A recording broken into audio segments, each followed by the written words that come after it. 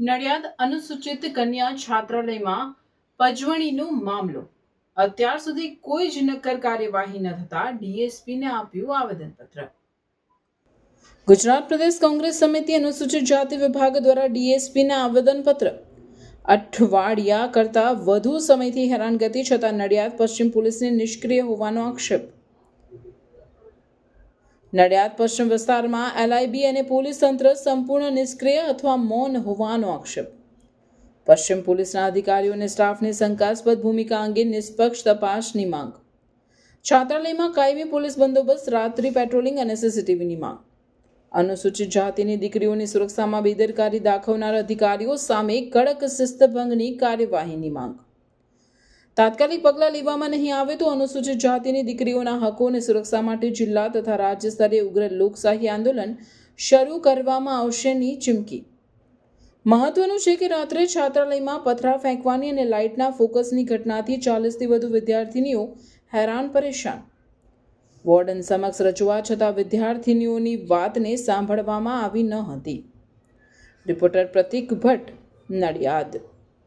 આજે અમે લોકો એસપી સાહેબને મળવા આવ્યા છે. એનું મુખ્ય કારણ એ છે કે છેલ્લા 3 દિવસથી સોશિયલ મીડિયાના માધ્યમથી અને પેપરોમાં જે વાંચ્યું તો એમાં ક્વિઝ કેનાલ ઉપર અનુસૂચિત જાતિની દીકરીઓની જે હોસ્ટેલ છે એ હોસ્ટેલની પાછળ રાત્રિના સમયે 2:30 થી 3 વાગ્યાના વચ્ચે પથ્થર મારવામાં આવે છે, બેટરીઓ મારવામાં આવે છે અને દીકરીઓને ભયના ઓથાર હેઠળ રાખવામાં આવે છે.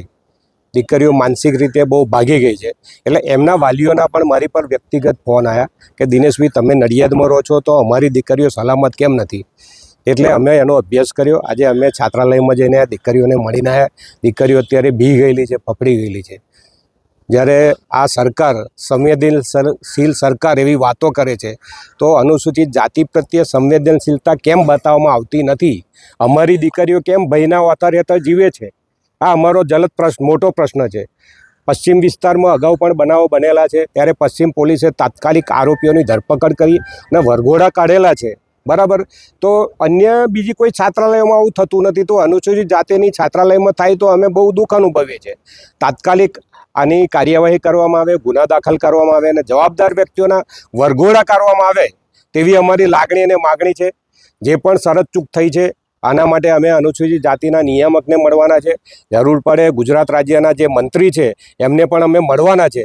અને તમારા માધ્યમથી કહેવા માગીએ છીએ કે ભલે ઓછું ભણેલા છે ગૃહમંત્રી, તો બીજા કોઈની સલાહ લઈ અને કાર્યવાહી કરાવડાવે.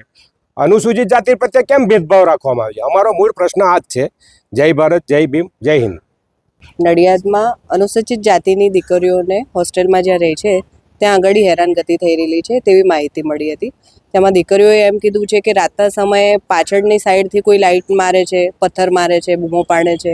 એટલે આના કારણે દીકરીઓનામાં અત્યારે એક બીક પેસી ગઈ છે, જેના બાબતે એ લોકોએ એમના જ્યાં વોર્ડન છે એમને રજૂઆત કરી હતી પણ કોઈ પણ કાર્યવાહી થયેલી નથી. આ બાબતની માહિતી મળતા ત્યાં તપાસ કરતા હાલ અમે એસપી સાહેબને રજૂઆત કરવા આવ્યા છે એમના વતી કે જે પણ લોકોએ આ રીતની દીકરીઓને હેરાન કરી છે, જેમણે પથ્થર માખ્યા છે કે કોઈ પણ લાઇટ મૂકીને એમને હેરાનગતિ કરી છે, એ લોકોને તાત્કાલિક ધોરણે પકડવામાં આવે.